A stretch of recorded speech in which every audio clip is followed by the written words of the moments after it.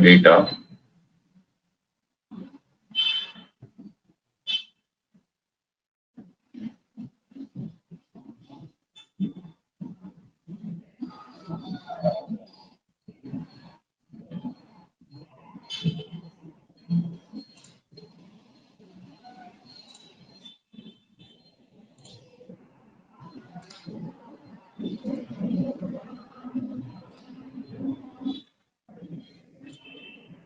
And I'm going to bring that dim customer table which we have just now added, right? So once this is done, what next now needs to be done is we have to bring our source, okay, and then we have to bring the target as well, correct? So here I'm going to specify my,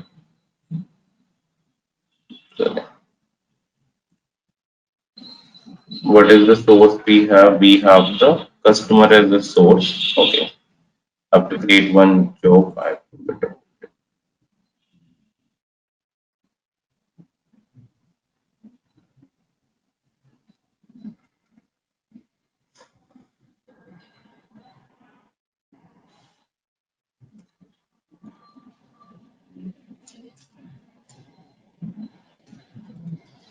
And now when we are working with the talent, right, you might have thinking that what are these if you have one. Sorry, let me do it again. So I'm creating a job and I'm giving this as a name talent SCD1 DSCD. Now if you'll see that we have something called here version. Okay, so what is this basically version is we have major version and the minor version. Basically while we're working with the talent, if you want to store the different versions of the talent, while ever you make any changes, you can always go to the edit job and add a version to it. So currently the version is 0.1.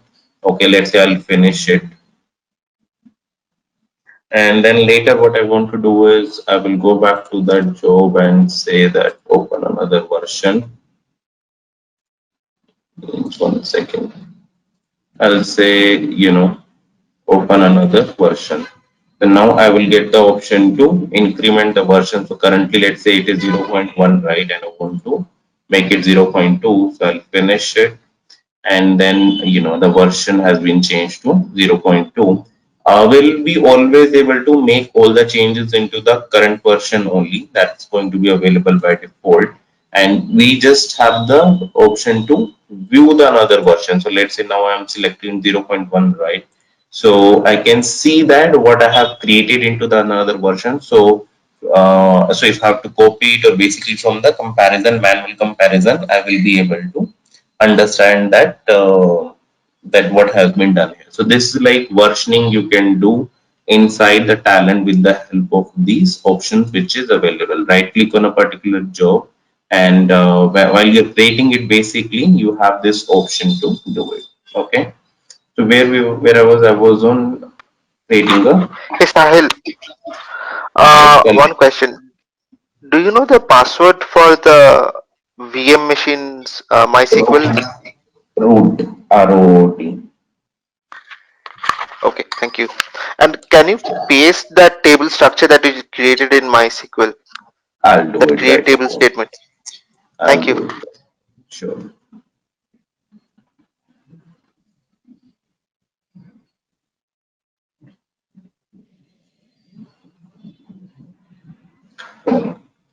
So what we have is we have our table which is a customer, and as it is the input, right? So yes. So now once this is done, now next what we have to do is if we will go to the databases, right? We will be having something here called DB common and TDB SCD. Okay, so we have to bring this TDB SCD here. And first of all, we have to specify the database type. So what we are using is MySQL apply, and then we have to specify, the other thing. So let me see what I can. Yes, I am going to use this T MySQL SCD, so it is easy to be done. Okay, now what next? Once we have done these two options, right? So we will go to that particular SCD table, okay, SCD editor, and then we will specify, we will specify the tables and the stuff, and we will connect them to.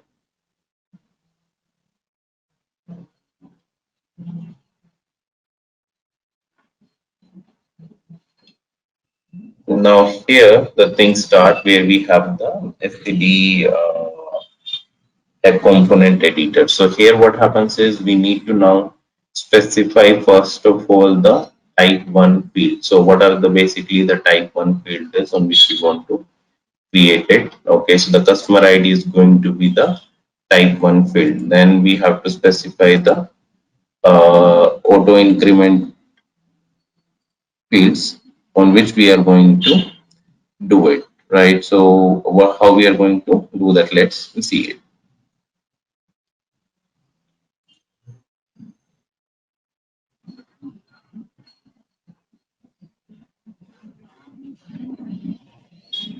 What happened? Just a second.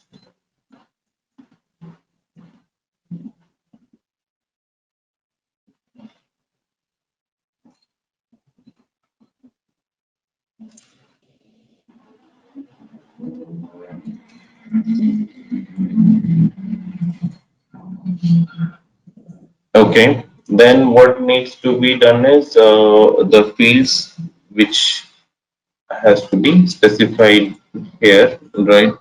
So that needs to be added. Correct. So now if you will see that when we are creating this STD type 1, we have used the table max plus 1 for the particular field, and then for the, as if we want to do the versioning of the particular table, if you are specifying it as a STD type 2, then those fields needs to be specified here into the versioning column, and that has to be done actually manually, right? So once that is done, then what needs to be done is we have to specify the source keys and the fields which we want to use it. So what basically source key is going to be, these are the fields which we have seen it, right? These are the source keys with us, okay? Does it make sense? So then what needs to be done is once we have specified here, then okay, source key.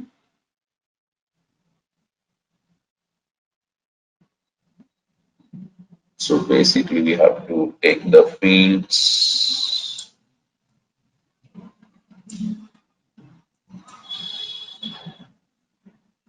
Right, so we have to take all those fields as the part of the source key, correct? Now what has been done is this, we have created our slowly changing dimension type 1 with the help of the SCD component, okay? And then what next needs to be done is we will click OK, save it. Let's first of all build this job.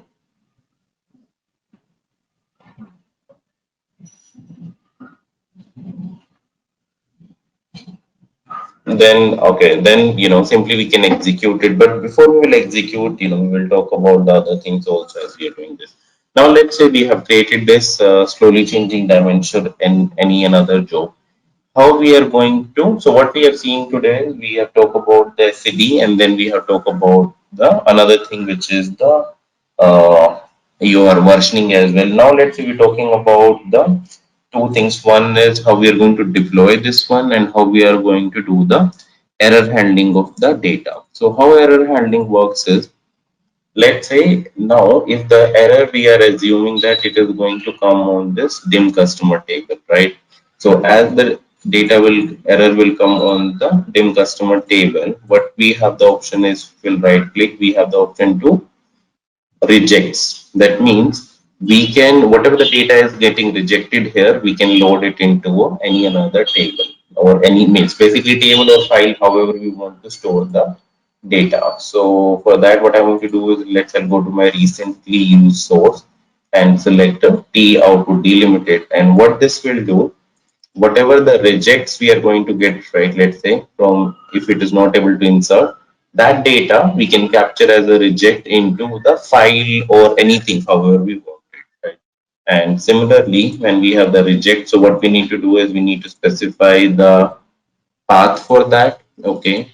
And how we are going to specify the path for that is we will go to, and I'm going to say, let's say, reject.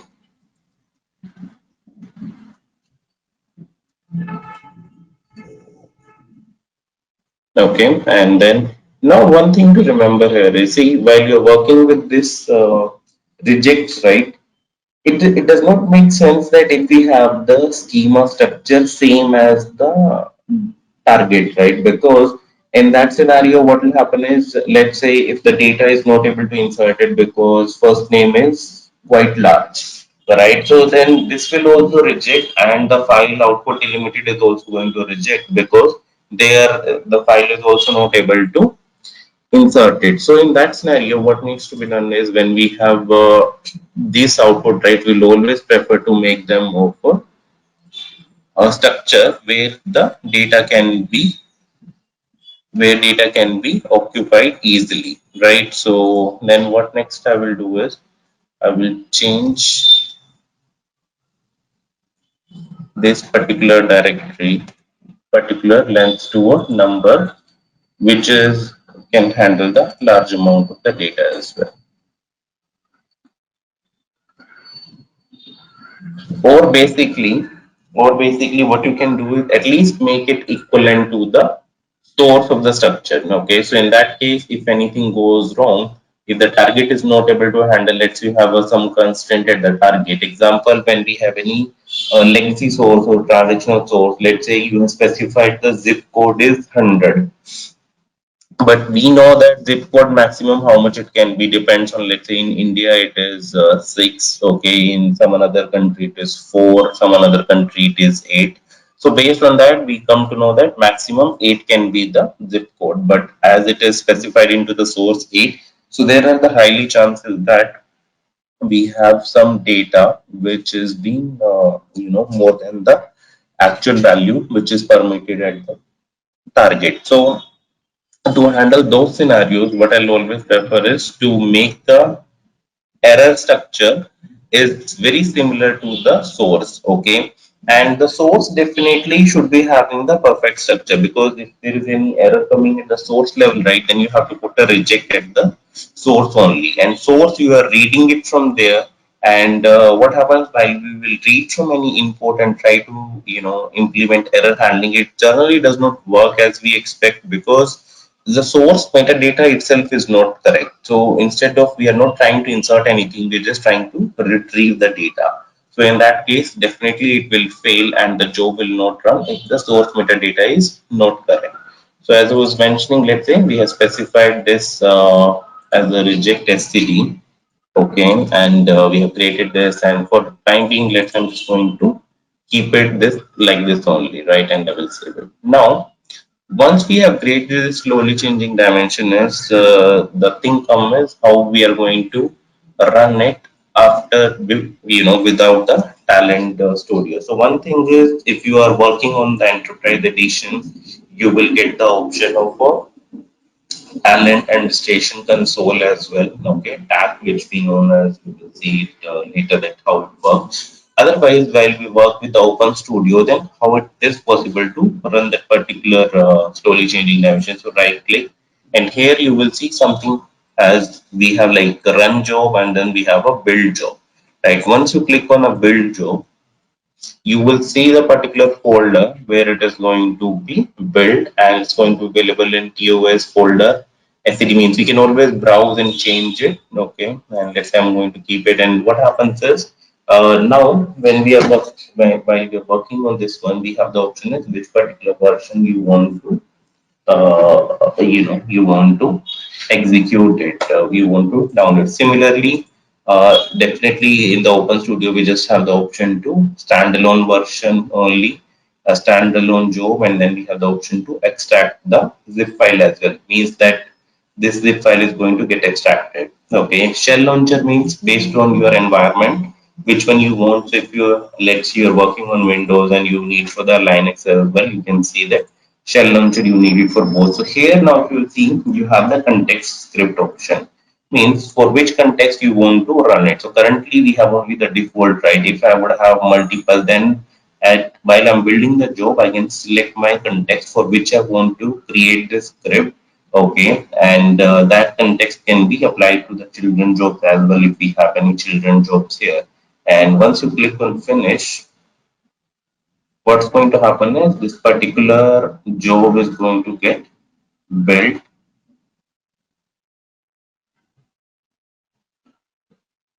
into that particular folder. Sorry.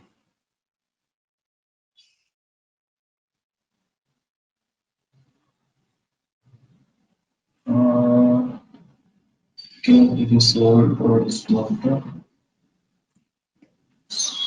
what is better.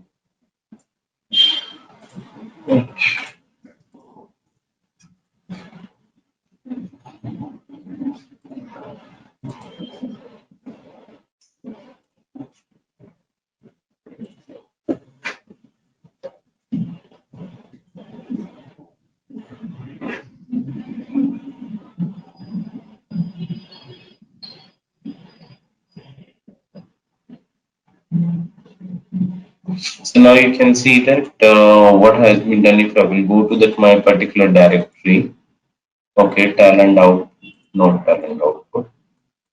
Here into the folder, I'll have this std1. Okay, one is this one std1 tstd. Okay, and as I've just extracted one particular job, right? So I can open this one and I can see that I have the option to run it with the help of a batch file.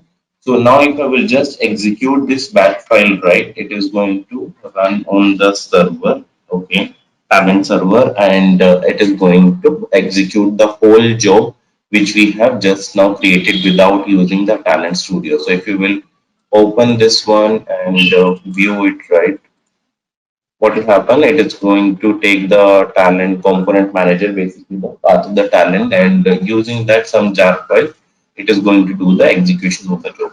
Now, how we can use it further means how we can actually run this particular job, let's say automatically with the help of the scheduler and the stuff.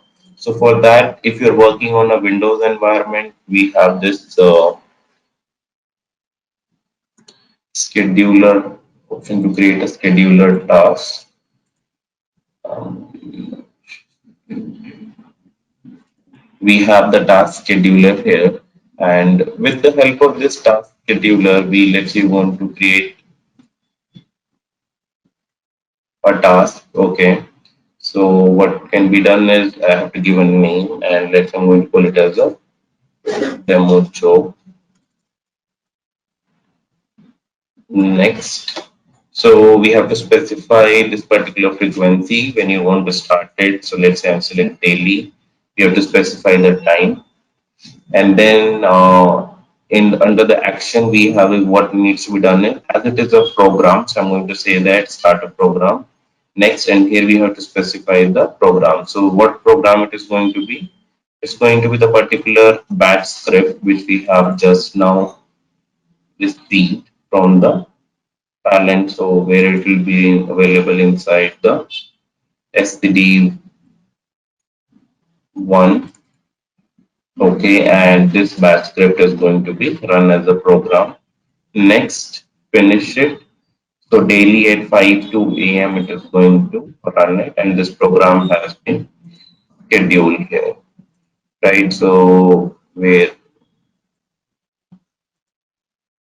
okay, so we can see here.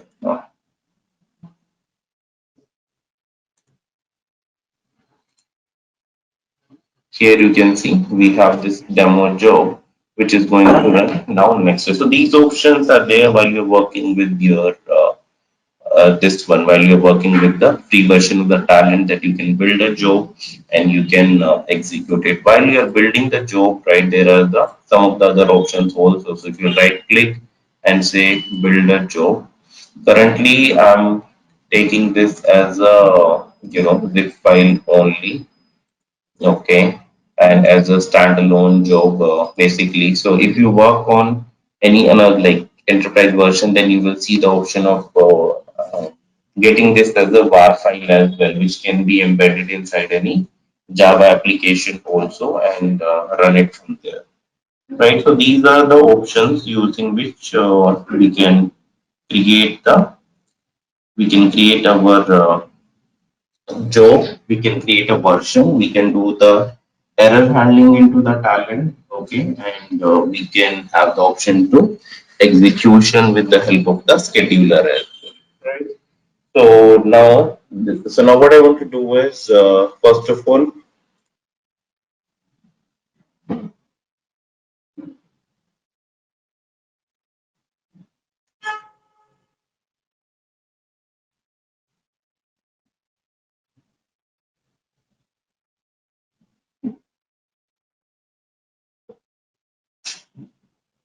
okay, so first of all, create this particular data. Oh, sorry, create the table and create this SCD. Okay, make sure that if you're receiving any rejects, it will be captured to a file, and then with the help of the same Windows scheduler, automate the task to run it. Okay, can we do this? Just you can use your same customer table, run it, create this slowly changing dimension type 1. Make sure that the rejects is being loaded to the output tape output file, and then you're building the job, creating a file as well, creating a zip file for that, and you are running it with the help of a scheduler.